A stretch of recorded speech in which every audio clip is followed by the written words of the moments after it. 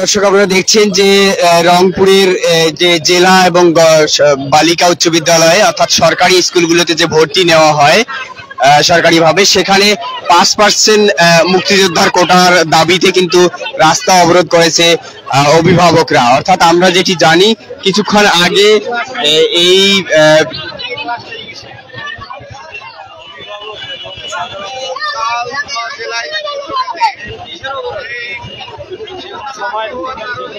কিছুক্ষণ আগেই কিন্তু আমরা দেখেছি যে জেলা প্রশাসকের কার্যালয়ের সামনে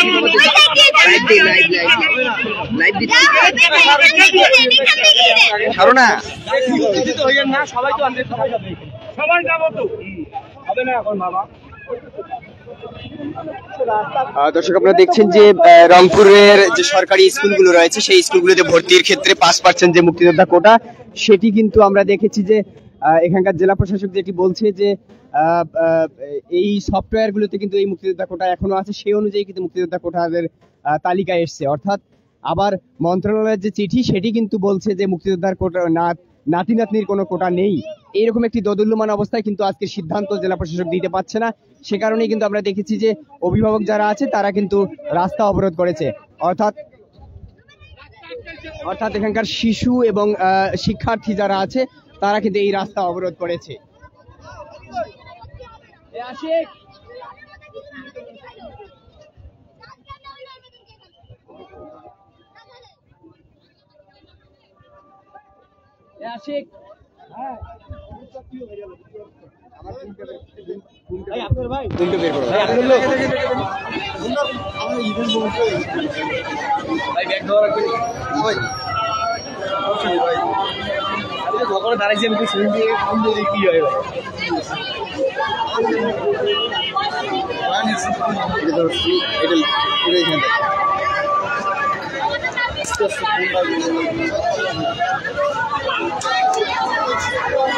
দেখি ভাই দেখি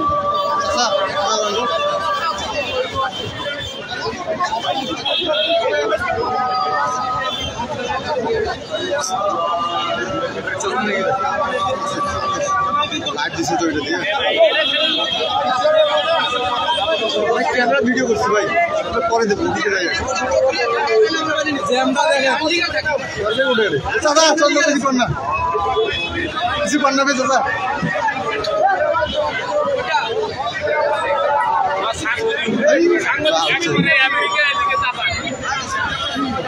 টানেন না দাদা, আমাদের যান না।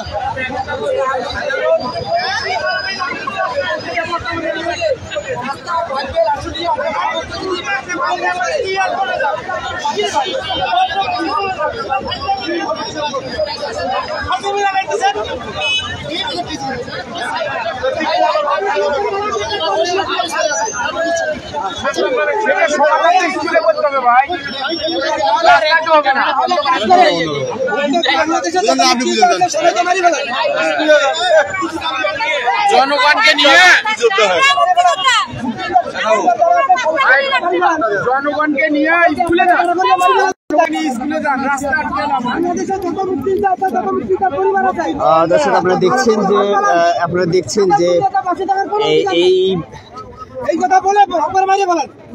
আমরা যদি একটু বলি যে মন্ত্রণালয়ের যে চিঠি সেটি কিন্তু সেই চিঠিতে কিন্তু বলা আছে যে মুক্তিযোদ্ধা নাতি নাতনিরা ভর্তি হতে পাবে না। অর্থাৎ সফটওয়্যারের জেলা প্রশাসক যেটি বলছে যে সফটওয়্যারের ভুলের কারণে এই রেজাল্ট চলে আসছে। এখন যারা মূলত মুক্তিযোদ্ধার 5% যে কোটা, সেই কোটার দাবিতে কিন্তু কোটার ভর্তির দাবিতে কিন্তু এখানে এসে এই অবস্থান নিয়েছে মুক্তিযোদ্ধার যারা নাতি নাতনি রয়েছে তারা কিন্তু এখানে অবস্থান নিয়েছে। কিছুক্ষণ আগে আমরা দেখেছি যে জেলা প্রশাসকের যিনি এডিসি শিক্ষা তিনি কিন্তু এই অভিভাবকদের সাথে বসছিলেন। অর্থাৎ তাদের সাথে বসার পরেও একটি সমাধান না হওয়ার পরেও কিন্তু তারা এসে রাস্তা অবরোধ করছেন। অর্থাৎ একদিকে মন্ত্রণালয়ের চিঠি, অন্যদিকে সফটওয়্যারের ভুল, সব মিলিয়ে কিন্তু একটি হিজিবিজি অবস্থায় পড়েছে প্রশাসন এবং সাধারণ মানুষ এবং যারা মুক্তিযোদ্ধার 5% কোটা দাবি করছে তারা।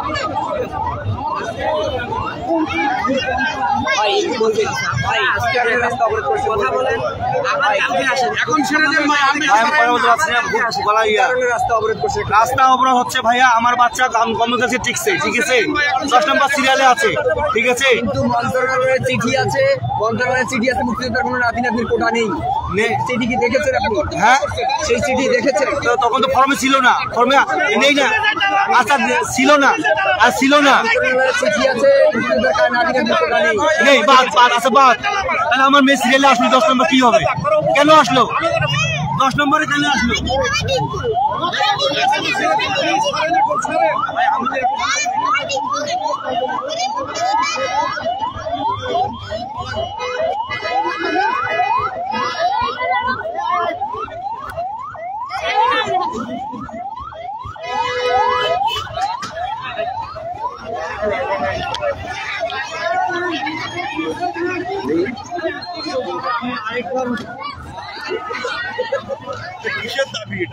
একটু বলেন তো কি কারণে দাঁড়িয়েছেন? আমাদের বাচ্চা জেলা গার্লসে চান্স পাইছে, লটারিতে চান্স পাইছে। আমাদের ফ্রিডম ফাইটার দেখে ওরা নেবে না। আমাদের বলছি আপনারা যদি ফ্রিডম ফাইটার না নেন তাহলে জেনারেল কোটায় আমাদেরকে নেন। ওরা জেনারেল কোটায় দিচ্ছে না। আমার বাচ্চা সিরিয়াস হয়ে টিকছে, আমাদেরকে বাদ দিবে কেন? আচ্ছা, একটি বিষয়, মন্ত্রণালয়ের যেটি চিঠি, সেই চিঠিতে লেখা আছে মুক্তিযোদ্ধার কন্যা পুত্র যারা তারা পাবে, কিন্তু নাতি-নাতনি পাবে না। সেই বিষয়টা জানেন কিনা? আপনার তো আমরা এটা জানি না। এটা বিষয় পাস হলো গল্প 5 তারিখের পরে এটা পাস হইছে। এই চিঠি আপনাকে দেখতে হবে। আগের অনুযায়ী এগুলা চলছে। আগের কার্যক্রম চলছে, লটারিটা আগের কার্যক্রমে চলছিল। আচ্ছা, নতুন তারিখ চাইছে ওনারা। মুক্তিযোদ্ধার সন্তান, মুক্তিযোদ্ধারা কি আবার 25 বছরের মুক্তিযোদ্ধা আছে, তার বাচ্চার কেন দিতে পারবে? মন্ত্রণালয়ের গেজেট আছে যে নাতি-নাতনি ভর্তি হতে পারবে না। আপনারা কেন রাস্তায় সেটা আমরা জানি না। কেন আমাদের আবেদনে সেটা মানলো? কেন আমাদের রেজাল্ট দিল? কেন রেজাল্ট আসলো? কেন রেজাল্ট দিল? আমরা জানি না কেন চান্স দিল আমাদেরকে। রেজাল্ট কেন দিল? আমাদের লটারিতে চান্স দিল। কথাটা উল্লেখ করা উচিত ছিল না। ওটা উল্লেখ করতে না, আমরা মুক্তিযোদ্ধার কথা দিতাম না। চিঠি যেটি দেখেছি যে মুক্তিযোদ্ধার কন্যা সন্তানরা আবেদন করতে পারবে, মুক্তিযোদ্ধার নাতি-নাতনিরা কোনো উল্লেখ নেই।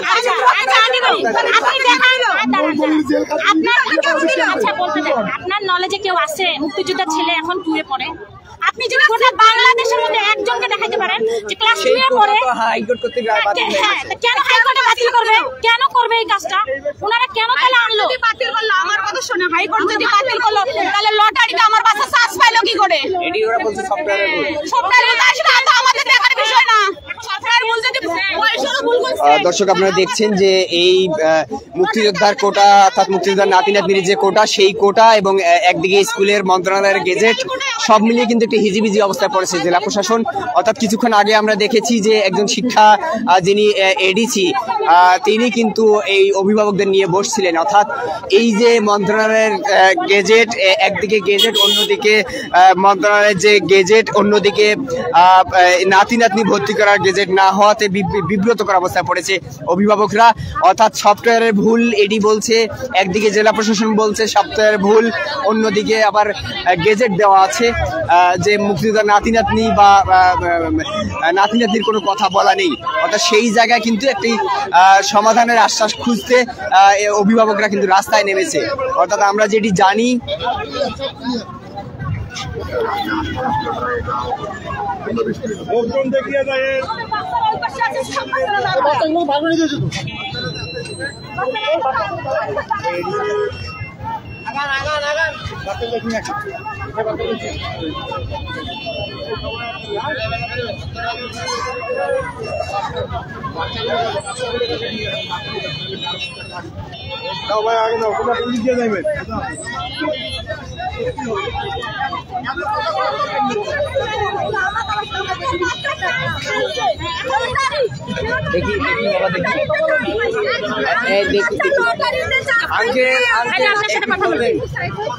অবরোধ করলেন কেন? এইটা একটু বলবেন।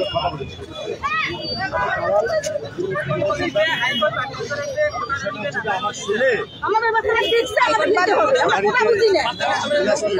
আমাদের টিকছে,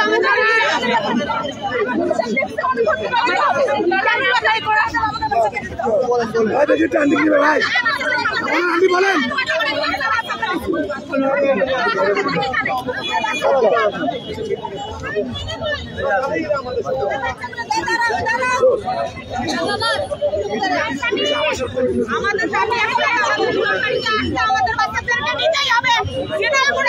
অবশ্যই আমাদের এক কথা হচ্ছে যে আমরা আমাদের বিষয়টা হচ্ছে যে আমাদের ছেলেরা আমরা বৈধভাবে টাকা ফি দিয়ে 200 টাকা ফি দিয়ে আমরা অনলাইনে আবেদন করছি। আবেদনের পরিপ্রেক্ষিতে লটারিতে আমাদের ছেলের নাম উঠছে, আমরা চাই যে নাম যেহেতু উঠছে আমাদের ভর্তি হইতে হবে, আপনারা আমাদেরকে ভর্তি হতে দিতে। আঙ্কেল একটি বিষয় বলবেন, কিছুক্ষণ আগে এডিসি যিনি শিক্ষা তার সাথে আপনাদের একটা বৈঠক হয়েছে, কি বৈঠক হলো, কি আসলে ওখানে যেটা বৈঠক হয়েছে টুইনদের ব্যাপারে এক সিদ্ধান্ত হয়েছে। মুক্তিযোদ্ধা বিষয়দের কোঠার মধ্যে কোনো সিদ্ধান্ত উনি দেখাইতে পারে নাই এবং কোনো হাইকোর্টের আদেশ দেখাইতে পারে নাই। এবং আমরা যে অ্যাপ্লিকেশন করছিলাম সেই অ্যাপ্লিকেশনে কোথাও মুক্তিযোদ্ধার সন্তান নাতি কিছুই লেখা ছিল না। ওরা 5ই আগস্টের যে সফটওয়্যার সেই সফটওয়্যার দিয়ে তারা অনলাইন অ্যাপ্লিকেশন করানোর পরে এখন নতুন করে ওরা আদেশ দিয়ে দিল যে মুক্তিযোদ্ধার সন্তানের কোটায় নাতিদেরকে নেওয়া হবে না। যে আদেশ আমরা দেখেছি ওখানে লেখা আছে যে মুক্তিযোদ্ধার নাতি নাতি না, মুক্তিযোদ্ধার কন্যা পুত্ররা ভর্তি হতে পারবে, নাতি নাতির কথা উল্লেখ নেই। সেখানে আপনাদের সফটওয়্যারে আবার নাতি নাতির কথা ছিল? কোথাও ছিল না, নাতি নাতির কথা ছিল না। আমাদের সফটওয়্যারে কোথাও নাতি নাতার কথা লেখা নেই, শুধু লেখা আছে এফএফ লেখা ছিল, কোনো কথা ছিল। তাহলে কি আপনি এটা কি কিভাবে বৈধতা চান? আপনারা রাস্তা অবরোধ করতেছেন, এইটা কেন? আমরা বৈধতা অবশ্য চাই। আমাদের যেহেতু আমরা জেনারেলেও ডাক দিচ্ছি, আমরা জেনারেলে ডাক দিচ্ছি, এফএফও ডাক দিচ্ছি। এই কারণেই আমাদের যেহেতু লটারিতে আসছে, এখানে মেধা কোঠা কোনো বিষয় না। যেহেতু শিশু সেহেতু সিরিয়ালে যেহেতু আসছে, লটারিতে যেহেতু উঠছে, আমরা চাই আমাদের যে কোনো ভাবে সাধারণ ভাবে উঠছে নাকি মুক্তিযোদ্ধা কোঠায় উঠছে, দুটাতে চিক চিহ্ন দেওয়া আছে, দুটাই চিক চিহ্ন দেওয়া আছে।